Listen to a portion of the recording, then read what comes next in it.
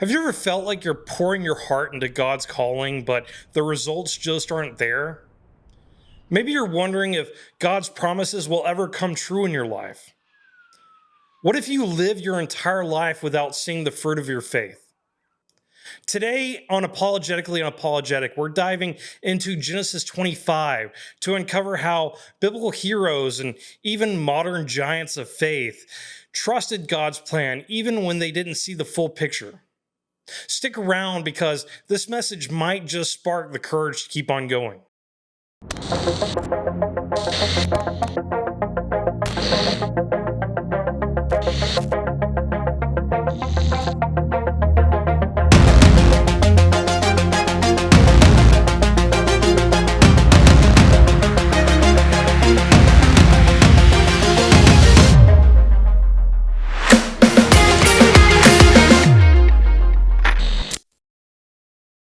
Life is full of ups and downs, and it's tempting to chalk it all up to perspective. But what about when the struggle feels overwhelming and God's promises seem distant? Scripture assures us in Romans 8:28, and we know that for those who love God, all things work together for good, and for those who are called according to his purpose. John Stott, a biblical scholar, adds context to this. Paul is not saying that everything is good, but that God works through all circumstances for his glory. But what happens when that good doesn't show up in your lifetime? Let's explore this through Genesis 25 and some real life stories. Before we unpack Genesis, let's look at modern believers who trusted God without seeing the payoff. Corrie survived Nazi concentration camps, enduring unthinkable abuse. She later shared her story of the gospel's hope, but her fame grew mostly after her death. Her book, The Hiding Place, continues to inspire millions as she wrote, "There is no if in God's love." William Tyndale translated the Bible into English, making scripture accessible to everyday people. This cost him his life in 1536, branded as a heretic. Yet his work led countless souls to Christ. Theologian David Daniel notes Tyndale's translation shaped English Christianity for centuries. Billy Graham faced relentless criticism and threats during his global crusades. His influence on modern pastors is immeasurable, but he never saw its full scope. As Graham once said, "My home is in heaven. I'm just traveling through this world." Mother Teresa served the poorest of the poor, battling personal spiritual struggles. Her legacy inspired countless others, but she didn't live to see her global reverence. She wrote, "We are called to be faithful, not successful."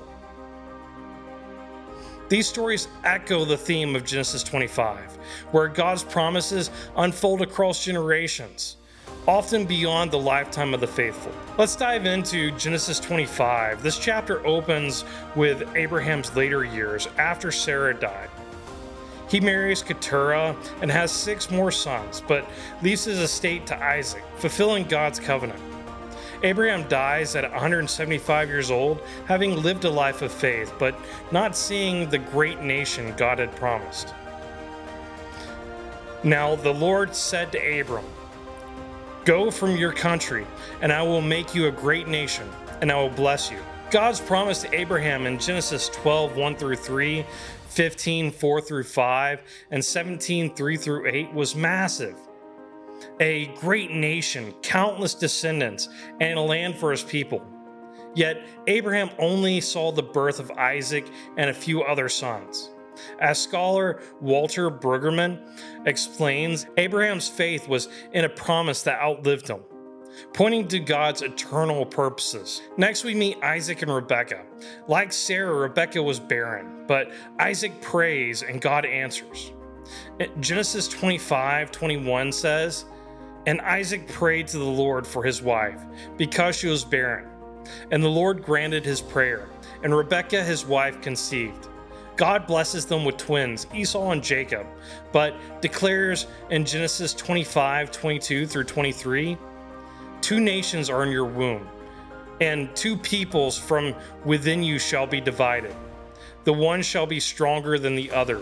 The older shall serve the younger. This prophecy flips cultural norms, where the firstborn typically inherited the blessing. Scholar Gordon Windham notes, God's choice of Jacob over Esau underscores his sovereign grace, not human merit. Now, Jacob wasn't exactly a saint. In Genesis 25, 29 through 34, he swindles Esau out of his birthright for a bowl of stew. Once when Jacob was cooking stew, Esau came in. Thus, Esau despised his birthright. Jacob's deception continues later, tricking Isaac for the blessing. Yet God uses this flawed man. As Psalm 78, 70 through 71 reflects, God chooses imperfect people for his plans. He chose David, his servant, to shepherd Jacob, his people. Jacob matures just as Abraham did, showing God's transformative grace. Abraham, Isaac, and Jacob all followed God without seeing the covenant fulfilled. They didn't witness Israel's nationhood, the promised land, or the Messiah's coming.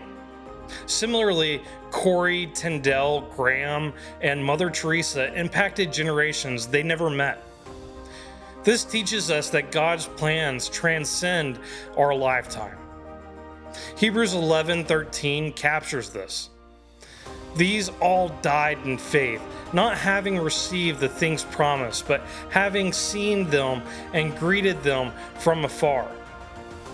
Theologian F.F. Bruce writes, faith trusts God's promises, even when their fulfillment lies beyond our sight. God's work isn't confined to one generation. Through your obedience, whether that's sharing the gospel or serving others or following a calling, you might spark a righteous revolution. As Isaiah 55:11 says, God's word shall not return to me empty, but it shall accomplish that which I propose. Your small steps of faith could shape history. If you're serving God but feel discouraged by a lack of results, let Genesis 25 encourage you. Abraham, Isaac, and Jacob didn't see the full picture, yet their faith built nations. Your work for God, big or small, matters. As Jesus said in John 15:16, you did not choose me, but I chose you and appointed you that you should go and bear fruit and that your fruit should abide. If you're hesitant about a calling, remember Jacob. God used a swindler to build Israel. He can use you, flaws and all. Submit to him and let him mold you for his purpose. As Philippians 1:6 promises, he who began a good work in you will bring it to completion. Following God is the most exciting journey that you can take, even when it's hard. Trust his timing and keep pressing forward. Thank you for joining us on Apologetically Unapologetic. If this message has encouraged you, please hit that like button, subscribe, and hit the bell notification. That way you'll never miss an episode. Share this video with someone else who needs it. Want early access to our videos and to join our weekly live Bible study? Support us on Patreon at patreon.com/apologetically unapologetic. Your support helps us spread God's truth. Drop a comment below. How are you trusting God's promises in your life? Let's keep the conversation going. Until next time, may God keep you and bless you.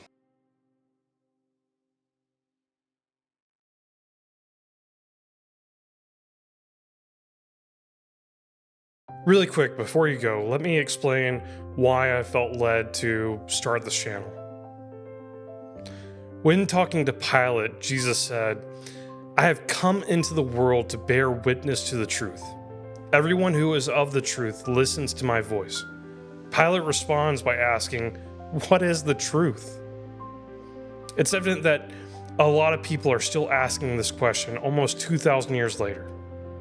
And while we live in an amazing time with the wealth of the world's knowledge available in the palm of our hands, there's often too much information, leaving people unable to process what's true and what's not true. Paul describes such times in this way when he writes his second letter to his disciple Timothy. Always learning and never able to arrive at a knowledge of the truth. There are several who expound on what truth is, but often they are misguided, or they are malice in their intent, or they're being intellectually dishonest.